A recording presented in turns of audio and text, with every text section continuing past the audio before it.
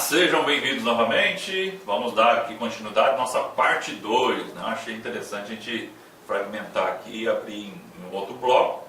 Esse é para classificação, né? Classificação dos arquivos aí. É interessante a gente ter aí esse módulo aí um pouquinho separado, porque esse assunto ele é mais recorrente em prova. Eu achei por bom, né, para otimizar os seus estudos depois, você vê as partes mais importantes, né, numa revisão que você precisa fazer. Bom, vamos lá então.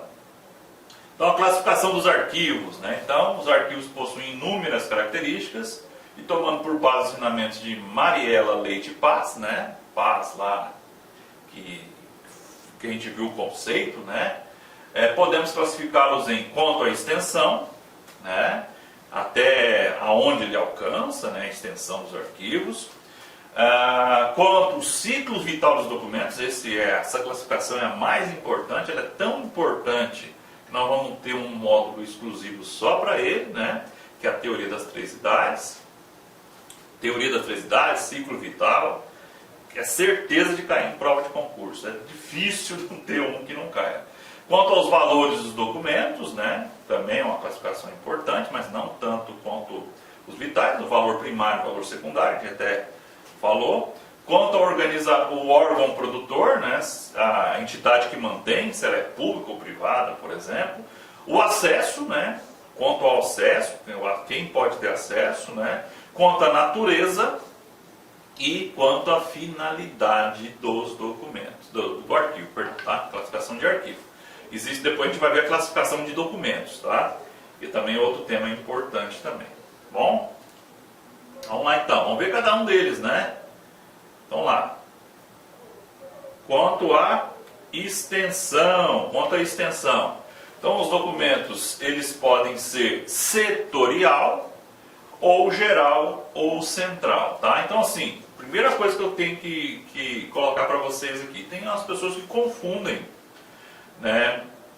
A classificação das três idades com essa classificação aqui. Tem um pouco a ver? Tem, mas não é determinante, tá? Então, quando falar extensão, né, só tem duas extensões. Ou eles podem ser setoriais, que geralmente é o arquivo corrente e o intermediário, e os arquivos gerais ou centrais, né, que são aqueles arquivos que são mais distantes.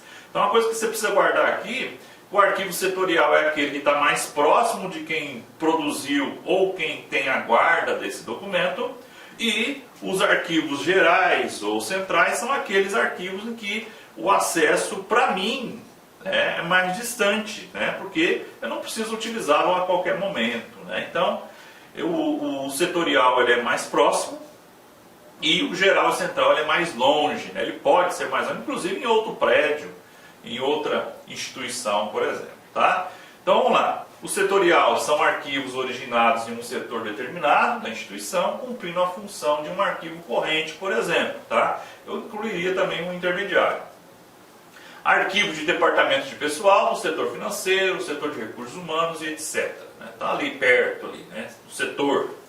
E o geral ou central são arquivos formados por documentos oriundos dos arquivos setoriais, ou seja, o geral ou central ele é o quê? Um absorvidor, um recebedor, dos documentos que veio lá. Então, nesse caso, portanto, as atividades de arquivo corrente são centralizadas. Exemplo, o arquivo único de diversas faculdades de uma universidade, por exemplo, né? Então, é o arquivo central. Um detalhe só importante, né? Bom lembrar agora. Não existe arquivo morto. Mas, professor, eu trabalho em uma instituição lá que eles falam, manda isso para o arquivo morto. Gente, no dia a dia você pode falar o que você quiser, eu costumo dizer. Mas, para estudar para concurso, para passar no concurso, vamos abolir, pelo amor de Deus, vamos tirar da nossa frente essa expressão chamada arquivo morto. Não existe arquivo morto.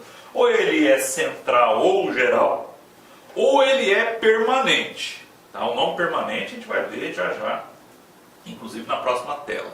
Tá? Então vamos lá. Então, professor, isso já é a gente estudar a teoria das três idades? Não. Deixar bem claro, né? A gente vai ter um módulo específico só para você entender que existe uma classificação conhecida como ciclo vital ou teoria das três idades, né? Arquivo corrente, arquivo intermediário e arquivo permanente, tá? Alguns sinônimos, né? Não cai muito não, mas sinônimos de arquivo corrente: arquivo ativo, né? Arquivo dinâmico, administrativo, mas o principal é o nome corrente, também chamado de primeira idade. Se é a teoria das 3 idades, o arquivo corrente ele é a primeira idade. Lembrando que nós vamos ter um módulo, o professor Marcos está falando isso porque é importante, vai ter um módulo só para falar desses 3 aqui. E intermediário, ou seja, está no meio, né, intermediário, semi-ativo, né, ou seja, se esse aqui é ativo, esse é semi-ativo, chamado de arquivo de segunda idade. E o arquivo permanente, né, que é a terceira idade, também chamado de arquivo histórico, né? Então, se um documento for considerado histórico, cultural, ele vai para o arquivo permanente, ó. Essa relação de histórico e permanente já cai muito em prova, né? Fala lá, é um arquivo histórico. Se ele é histórico, ele tem que estar no arquivo permanente. Se ele não tem historicidade, se ele não é histórico, se não é cultural, ele vai ser eliminado. Muito bem. Então, essa é a classificação quanto o ciclo vital, tá? E é tão importante nós vamos ter um módulo específico dele.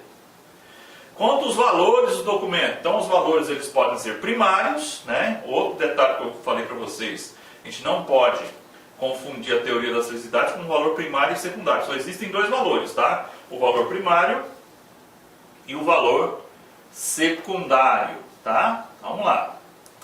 Então, quanto aos valores, né, dos arquivos, dos documentos presentes nesse arquivo, ele tem o valor primário, refere-se a um uso administrativo para o órgão, razão primeira da criação dos documentos, o que pressupõe o estabelecimento de prazos de guarda ou retenção anteriores à eliminação, ou seja, o valor primário está ali, ó, antes da eliminação ou do recolhimento. Então o valor primário, né, ele vai estar no arquivo corrente, olha só que interessante, no intermediário, porque aqui eu vou decidir se eu vou eliminar um documento ou se eu vou recolher um documento para o arquivo que permanente. Então até aqui, ó, até